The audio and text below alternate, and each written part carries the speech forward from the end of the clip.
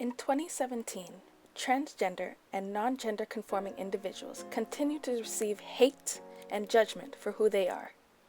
With the progression of our society, harassment, gender violence, hate speech, and confusion are still important topics that must be discussed in our society in order to have understanding and acceptance. I fucking hate you, stupid tranny-looking cunt. Kill yourself, whore.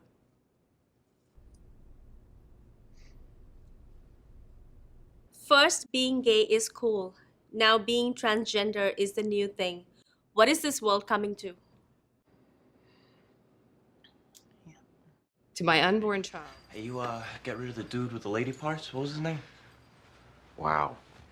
Trevor. Oh. Yeah. Wow. Oh, thanks. I just you would have never known. I mean, you look real. Oh, dude. You look real, too. Really I'm personal. sorry. Don't you feel funny with the wrong genitalia? Not as a joke, you stand up in the women's bathroom. You've got breast implants.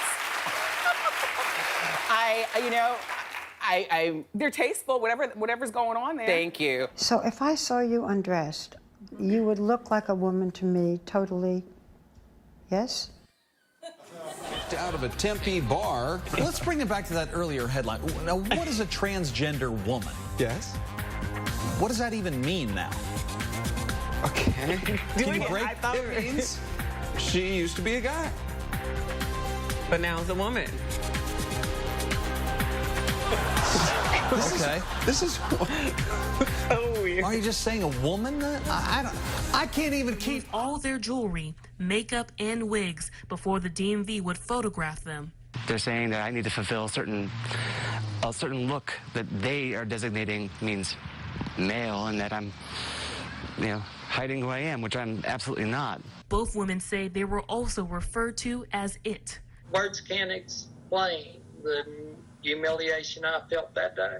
That was the worst thing.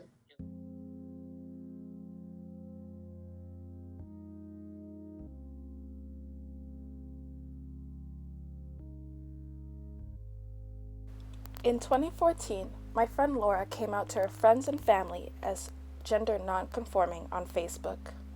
Though I was unable to get an interview with her, she led me to the next best thing, her partner now. Okay, my name is Ben Goodwin. I'm 26 years old, and I work at Wine Rack as a wine enthusiast. It's a customer service sales job. So, what's your story? Well, I was born and raised in a small town in Alberta, a town of 6,000. After 18 years of growing up in a small town, I moved to Calgary for a year and did some university, and then I came back home, and then I went to the University of Lethbridge for 4 years, got a degree there. Basically, after getting a degree in theatre, I decided to move to Toronto, where it's the only place you can really pursue theatre as a professional career. But upon moving here, I haven't been seeking acting work very much. It's kind of, I realized that theater was a way for me to connect with more people that I had similar views with, and I found a lot of solace as a queer youth in Alberta, in the theater community, and I think that's what really drove me to pursue a degree in it and even move to Toronto, because I wanted more acceptance and more open-mindedness, which I found a lot in that community, and that kind of is what led me to Toronto, and now I'm in school for video game design because I just like learning, and yeah. Do you feel like the acceptance, of course, in Alberta is less than Toronto? I would say that there are places in Alberta where you have less acceptance and where it seems like it's still a little more... I think in small towns you get a little more into a small town mentality where everyone kind of wants to know each other's business and everyone has their little problems, but I find at the end of the day you're going to get good and bad people anywhere, and I find that you just have more people in Toronto, so there's more of the good people. So I found some really, really nice communities in Toronto that have been very supportive. Well, I found a couple of friends, and when I say communities, I mean I've made friends with people, and I found a lot of heartwarming individuals that have made me feel very at home here. So yeah, I'd say that it's I mean, you'll find it anywhere, good and bad, but it's easier to find good communities when there's more communities around. Yeah. Do you feel like there's something to be said that you felt like you had to go towards theater to find to be identified? Do you feel like because there's like this kind of stereotype of like that's where gay men go? Yeah, it was really interesting. I actually had a long struggle. There was a time in my university degree where a prof actually confronted me because he heard that I had said I had, like, what do I have to be gay to get a fucking role in this program? I was pissed. Well, had obviously didn't get a role, and so I was pissed about it. And I think there was actually like a couple of my profs kind of like pressured me to like be more gay, or to like become. So it's so interesting that I found a spot in Alberta where it was like almost the exact opposite. They wanted me to be more progressive, and that was such like just to have that support, but it wasn't like do what you want to do. It was more like, nah, you should be more gay. Wow. And so, I mean, you find it either way, and I spent a lot of time being extremely pissed about that, and I mean, it was my own anger, my own, like, whatever I was dealing with, but now that I've kind of come out of that, I've realized that I would say more like queer or non-binary. I wouldn't say. My definition of transgendered is, I have a hard time defining it because I find defining it as limiting it, and I don't know enough about it myself to really have a solid definition because it's, oh man, I'm so semantic. I want to like break down the word and say like, well, it's transitioning genders, so technically it's someone who was one and is moving to another, just by the definition of the word, but I find that's a little limiting to what someone's experience can be. And gender non-conforming is someone who is one gender and can present a different gender, or presents, I'm going to say, because it's the way that you interact with the world is how I find gender, or what I've been told is the term for like defining gender. Is like it's performance. Right. And so it's, yeah. And which do you identify with? I identify as gender non-conforming. I am a male, but I prefer to present more feminine energy a lot of the time. I think that there's a bit of scaredness by people about change, or like people who kind of go against the standard, and so I find that a lot of people are hesitant to accept someone who considers themselves. I think it's a fear of like changes in trans people that leads to the fear of non-gender conforming people, because it's such a black and white subject that people want to put you in a category, and the moment that you aren't in a category or are hard to categorize for people, it can make them angry. They get upset about that because I don't know what it is, but I find that people are they're hesitant to change. And I think that's just the biggest part is we need, if they learned a little more, if you get that a little bit of education, you kind of learn that there's something more to it. Right. I find people are then more accepting, and if there's still that fear of change, people don't like to accept new ideas. I think that people think it's a new concept because they were never taught about it. And this goes back to education again, I guess, because I was lucky enough to go see a couple exhibits and like have reading about it. They had one at the AGO about the third gender in, I think it was the Edo era in Japan. Basically, there were boys who, when they were growing up, they had a point in their life where they could decide to be the third gender and go and work as a sex worker or do whatever they need to do. But it was generally accepted that they had more than one gender. If you look at traditional North American indigenous societies, they also had multiple genders in their society. They didn't constrain it to guys and girls. It was more a group of people who could be on a spectrum. And I think there's been a lack, and it's all again more like empathy training and like emotional understanding. If we only teach the issues as black and white, they will only ever be treated as that. And there's so many other factors, and it's so many shades of gray. So I think it goes back to education. Yeah. Yeah. Definitely does. I mean, I was lucky enough that I went to the AGO when they had the exhibition. Like, I didn't know it was there. I just went, and I was like, oh my god, this is amazing. But like, it's not everyone gets that serendipitous realization. So what people fail to mention as well is that, like, even in the Indigenous community, there was two-spirited humans that they could do whatever they want, you know, be able to transition to one side or the other, stay in between, or do whatever they want to do. And I think people see this as a new phenomenon, yes, but it's existed for so long that it's really funny that I think it's funny that people think it's a new phenomenon. People think it's like the trendy new thing, and it's like, actually the trendy thing was that didn't exist for a while, and that you guys were just trying to instill that. But exactly, like, it goes back to Caitlyn Jenner, which is when people tried to seem like they were all right with it because she was a celebrity. Yeah, that was it was a weird time for the rights, because I mean, people wanted to be like, support her and all that, but it just didn't seem like it was always handled the right way. It was about getting views. Right. Like, that's the thing about news nowadays, right? Too, is that we're being fed views, not news. It's like, what's the most popular story? How can they spin it to get more views? Like exactly. And to let the news and your uneducated friends make your news for you through social media is a little.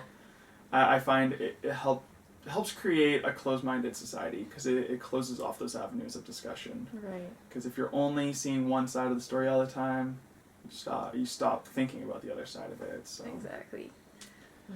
Can you distinguish the difference or similarities between non-gender conforming or gender fluid individuals?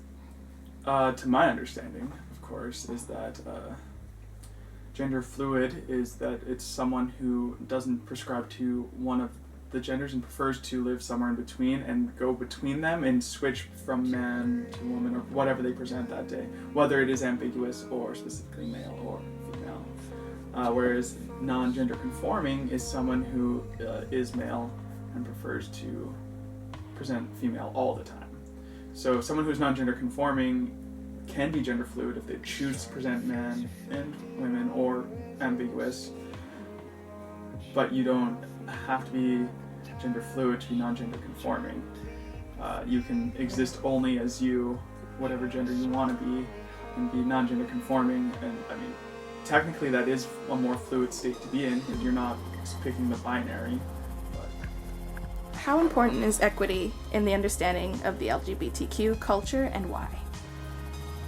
I think just the concept of having like a stat that is equal that you can point to will be able to be like, we'll feel. I think we need something tangible to grasp as a community to be like, we're making progress. And I think that's why equity is so important, because until it is equal, we still can say like, no, we're not. It's still not fair. We can tangibly point at something, and I think. I mean, watching it unchanged for years and still be there when like we were growing up, we thought. I remember growing up and thinking sexism was a thing of the past, and like we're moving past it. We were in the time of equality, and I've now realized that's not true, and that's a very closed-eye way to look at the world. So I think equity is very important. And it's really just like it's a beacon of light for what the times are. Yeah. Do you think equity is attainable at all? I think it's so attainable we could do it. I think society could do it, but it's first we need a politician willing to, and then we need a society willing to elect that politician, and then we need first of all we need a politician who isn't going to be run by businesses, who's willing to actually move forward with issues. I think that's the main thing stopping a lot of progress, is that our government doesn't make progress the way they say they will, at least. And I was excited for electoral reform, so my voice would be heard more, but I guess I'll have to wait for another prime minister to try to say he'll do that I can pretend to listen to, that he'll pretend to listen to me. So that's kind of a very cynical way to think about it, but that's why I think the stats are so important, because that's a tank. I guess there are some celebrities that I'm like, wow, that guy is not entirely masculine, so like I identify with him and I'm like, oh, that's cute, or like, you know, but it's probably why I love Michael Cera, because he is not masculine, he's just awkward and hilarious, but that's a straight white male, right? Like that's the thing, is that it doesn't really exist. I think that's why I have a hard time auditioning as well and accepting or talking about myself as an actor, because in the acting world it is very, you fit into, like, you're a girl or a guy, and it's about playing those roles and stuff, but I have a hard time with my confidence auditioning for them. In recent years, there has been a rise in trans and non-gender conforming celebrities that are paving the way for LGBTQ individuals, such as Jeffree Star, a gender-fluid YouTube makeup guru; Ruby Rose, a non-gender conforming actress and model;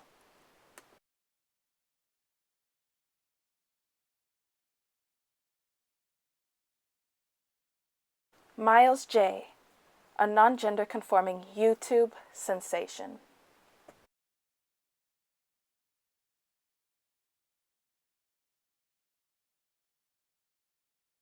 and Elliot Fletcher, a trans actor on Shameless.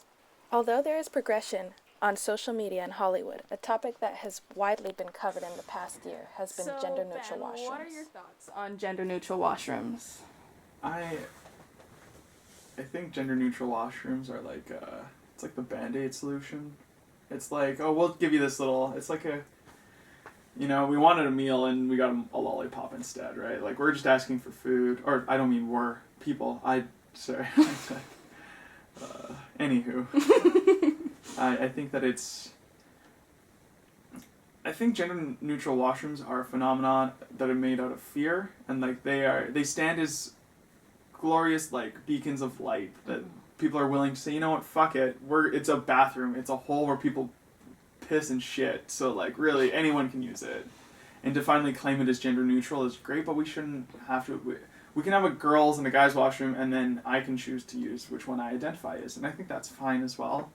Like, if I want to identify as male washroom because I'm around a bunch of other guys, and I think that's, you know, like, people should have the choice to do that, Right. as opposed to being forced. And I think it's out of fear that people are scared of that, and scared of people, like, someone who doesn't look like a woman walking into a women's washroom.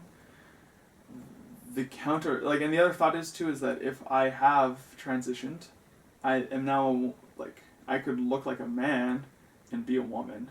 And so I would have to go into the women's washroom. Like, it doesn't make sense to have all these laws and things in place when all along, we've been using the washrooms all along. Exactly. Everyone's been peeing and pooing wherever they had to all along, and now everyone's just starting to think about it more. And I get the consciousness is good, but like,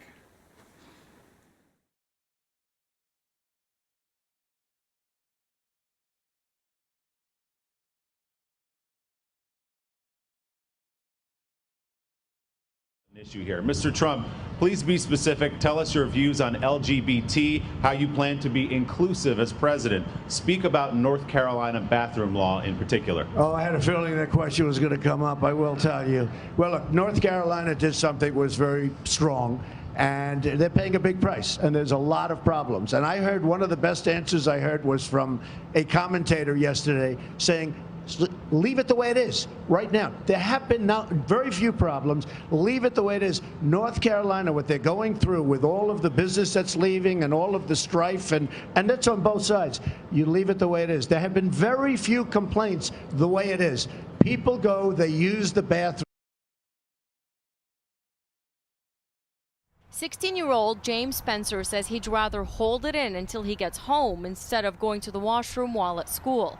As Clark High's first transgender student, he's not allowed to use the boys' room. I had asked if there was a janitor bathroom or a staff bathroom I could use in the meantime, and I had been told no. I had been told to go down the highway to the Harveys or the gas station. That means leaving school and walking across a field in the cold to get there. School officials later offered a washroom inside. It's under lock and key and normally reserved for janitor staff, kitchen staff, and then students with medical disabilities, none of which I am. I was speaking to the principal about this and asking why he's not allowed to use the male bathroom, and she told me that it's not as easy as letting James use the male bathroom because she is actually female, which is just, it's very ignorant. The Kawartha Pine Ridge District School Board denies sending him to the gas.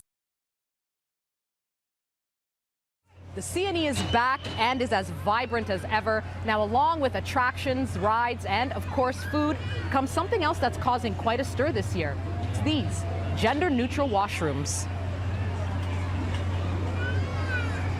The CNE's new portable washrooms were transformed from shipping containers and built into custom-designed washroom stalls. They meet all building code and accessibility requirements. CNE officials say they had to replace the washrooms anyway, so going gender neutral was just one way to reinforce that the X really is for everyone. Anybody is welcome here, and we certainly do not want to stereotype anybody. So, you know, it's just another way of how the CNE has become completely accessible to everybody in our community. We saw that symbol online, and we thought it was appropriate. It kind of said what it is. I mean, we really don't care who uses these washrooms. There still remains issues of discrimination among LGBTQ and queer individuals, such as gender-based violence, not just in washrooms but elsewhere, and harassment from those who do not accept their views. In regards to gender-based violence, I've personally started to not associate, or I don't want to be associated with masculine, basically, because when I see stats about gender-based violence, which, as you said, used to be synonymous with violence against women, that doesn't seem right to me, and I don't like to...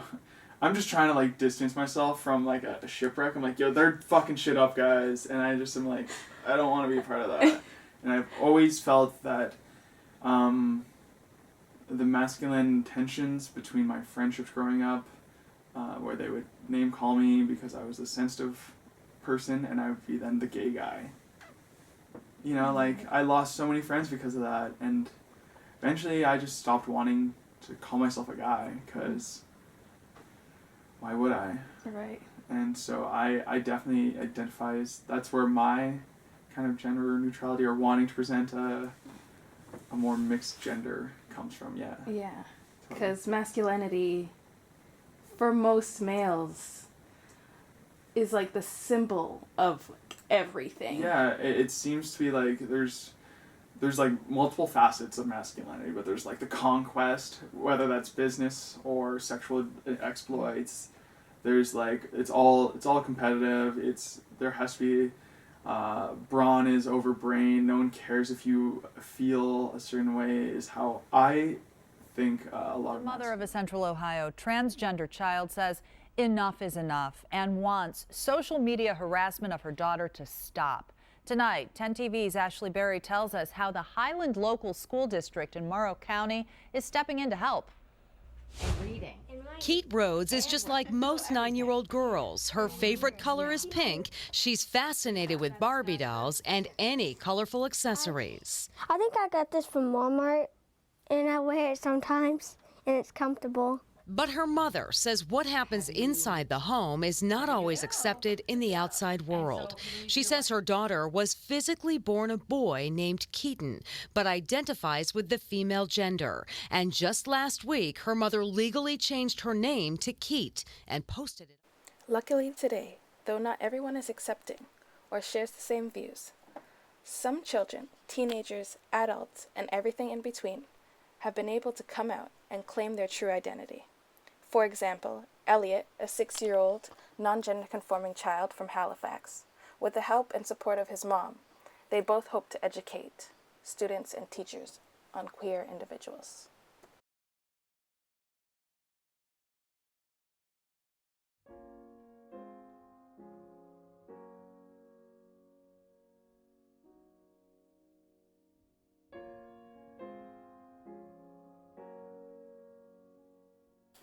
Without a doubt, there is much work to be done for queer individuals, from equity to anti-discrimination to acceptance. So let's not back down. Let's continue to fight for equality in workplaces, classrooms, and all other institutions that continue to confine individuals to gender binaries. Because let's face it, if we all just take a step back, we are all humans. It doesn't matter whether we are non-gender conforming or trans. We are all on this earth together. Why make it more difficult for one another? Clearly, it just shows like how much more work there really is and still needs to be done. And it's unfortunate because I think it's a long road. All we can say is let's fight hate with love. Love is love.